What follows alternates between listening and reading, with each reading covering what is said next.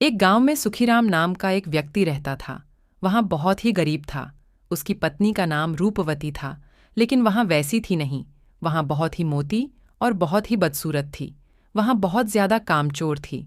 कुछ भी नहीं करती थी, बस खटिया पर बैठकर खाती रहती थी। सुखीराम दिन भर मेहनत करके जब घर पर आता, उसके बाद खाना बनाता। एक दिन जब सुखीराम खाना बनाकर खाना खाने के लिए हाथ धुलने चला गया, आकर देखा तो उसके लिए बिल्कुल भी खाना नहीं बचा था। रूपमती सारा का सारा खा चुकी थी। वहां बोलता है, ये क्या किया तुमने? मेरे लिए बिल्कुल खाना नहीं बचाया। तो मुझे जोर से भूख लगी थी। सुखीराम सोचता है। इससे अच्छा तो मैं शादी नहीं करता, कुंवारा ही रहता तो अच्छा रहता। दरअसल सुखीराम बहुत ही गरीब था। इस वजह से कोई भी अपनी लड़कियों की शादी नहीं करना चाहता था। उससे उसकी शादी नहीं हो रही थी। ऐसे ही रूपवती की भी शादी नहीं हो रही थी। उसके वजन की वजह से जब सुखीराम को रूपवती का पता चला तो उसने मना नहीं किया। शादी के लिए हाँ कर दी। भले ही मोटी है, पर मेरी शादी तो हो जाएगी। एक दिन सुखीराम के दोस्त ने उसकी शादी में उन दोनों पति पत्नी को बुलाया। वहां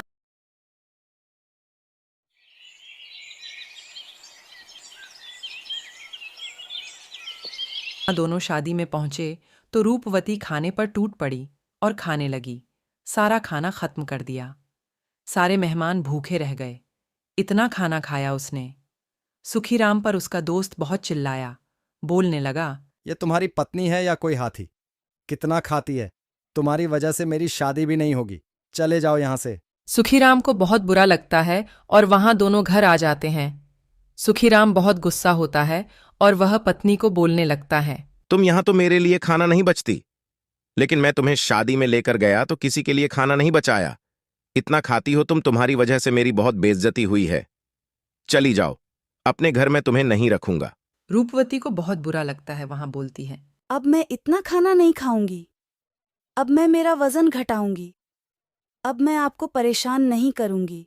ठीक है। वहां कम खाना खाना शुरू कर देती है और अच्छे से रहती है और सुखीराम को भी अच्छे से खाना खिलाती है। थोड़े दिन बाद सुखीराम को वापस किसी की शादी का निमंत्रण आया। सुखीराम अपनी पत्नी को लेकर गया, क्योंकि उसे लग रहा था कि अब मेरी पत्नी सुधर गई है, वहां ज्यादा खाना नहीं खाती है। लेकिन ऐसा नहीं हुआ। रूपवती जाकर वापस शुरू हो गई और बहुत ज्यादा खाने लगी और सारा खाना खत्म कर दिया।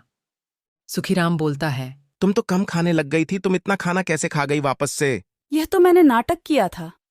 नहीं तो आप मुझे वापस से शादी में लेकर कैसे आते? मुझे शादियों का खाना बहुत अच्छा लगता है, इसीलिए मैंने नाटक किया था। अब तो मैं जी भर के खाऊंगी। सुखीराम अपना सर पटक लेता है। हे भगवान, अब क्या होगा?